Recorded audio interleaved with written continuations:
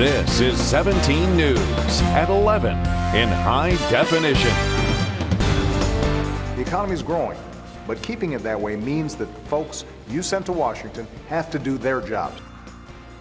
Call it a fiscal fiasco. With less than 3 days away, lawmakers have yet to make a deal to avoid the looming fiscal cliff. Good evening. Good to have you with us for 17 News at 11. I'm Heather Hope, in tonight for Kelsey Thomas. But first tonight, Kern County Sheriff's Department is investigating a homicide at the Flying J truck stop on Zachary Road just off Highway 99. Deputies say they showed up to the truck stop around 4:30 this evening for reports of a man down. When deputies arrived, they located an individual in the parking lot who was deceased, and it appeared he was suffering from significant head trauma. At this time, it's not known if the man was a truck driver. His name has not yet been released. If you have any information regarding this investigation, call the Sheriff's Department at 861-3110. Bakersfield police are investigating a shooting in East Bakersfield. Police say 26-year-old Kenneth Kemp was driving on the 1500 block of Virginia Avenue this morning when he was shot multiple times. Kemp is being treated at Kern Medical Center. Police say the suspect vehicle is described as white or cream colored. A vehicle last seen headed on South Martin Luther King Jr. Boulevard. Police say the shooting may be gang related.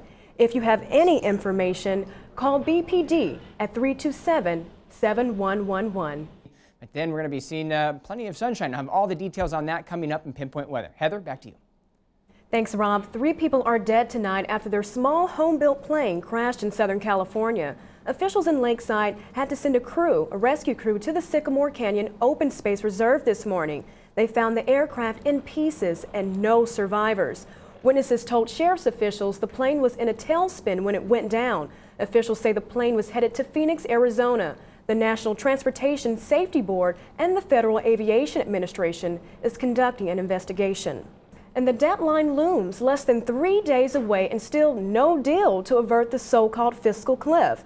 The president again called on lawmakers to act before taxes automatically go up for every American and spending cuts kick in. NBC's Kristen Welker reports.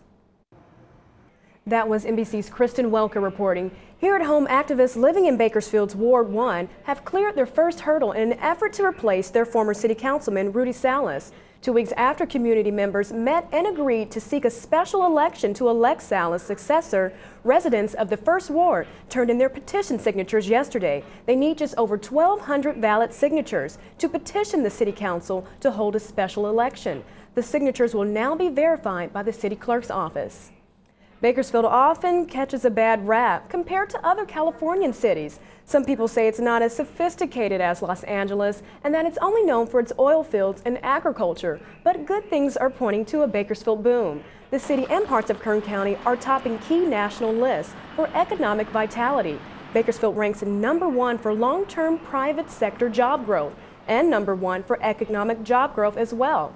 Though Bakersfield's unemployment is much higher than the state's at 12%, signs still point to a boom. Well, not to go back to work yet because we have, New Year's on Tuesday. Awesome. So the rain will clear and then we'll be back to still some cool temperatures though, right? Exactly, but it will be chilly, anybody going out for New Year's Eve. Okay, thank you, Rob. Coming up on 17 News, Road to Recovery, an update on former President George H.W. Bush's condition and where he is now. Details next.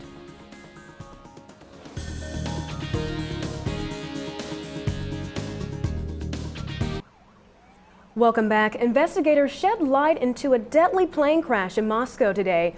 A crane was used to clear the wreckage of an airliner that veered off a runway and crashed onto a highway.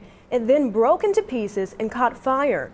4 crew members died. Investigators say the airliner was able to touch down but unable to stop within its landing strip.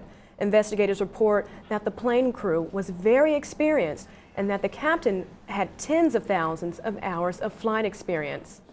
Former President George H.W. Bush is now out of intensive care. A family spokesperson says his condition continues to improve. Bush is now in a regular hospital room at Houston's Methodist Hospital. He has been there since late November for a bronchitis-related cough. Bush was moved to intensive care last Sunday after he developed a fever.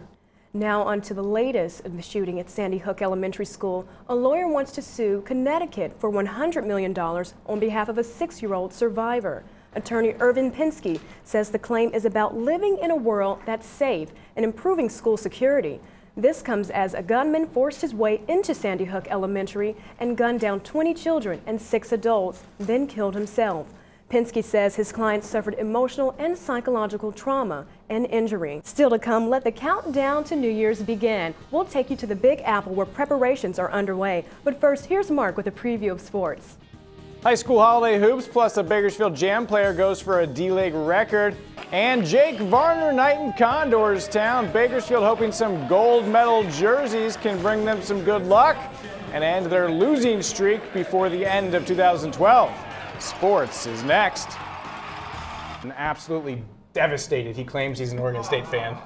I don't know, but there's some good bowl games to come, so that's always exciting. The good ones are coming up. Okay, thank you so much, Martin. Coming up on 17 News, prepping for New Year's Eve. We'll show you what some organizers are doing before the historic New Year's countdown when we come back. Finally tonight, the crystal ball is in place. The 2013 sign is ready to flash, but is the confetti ready to fly? Organizers of Times Square New Year's Eve 2013 held a confetti test today. They threw handfuls of the colorful pieces of paper from an 8th floor window to test its airworthiness. Monday night, 1 ton of confetti will be released from various buildings surrounding Times Square for the biggest New Year's Eve celebration in the world. It's kind of a cool little test. And you can see how it goes up, some of the confetti goes up. I know, it's a lot of confetti. It is. All right, let's take a quick look at the weather. We're going to be seeing a little bit of everything here in the valley tomorrow. Some showers possible towards the foothills, but mostly sunny for everyone else, and snow up in the mountains. Temperatures will finally start to warm up by the end of the week. Okay, warm up just a little bit. Just a little bit. All right, well, that'll do it for us here at 17 News. We'll see you back here tomorrow after Sunday Night Football. Good night.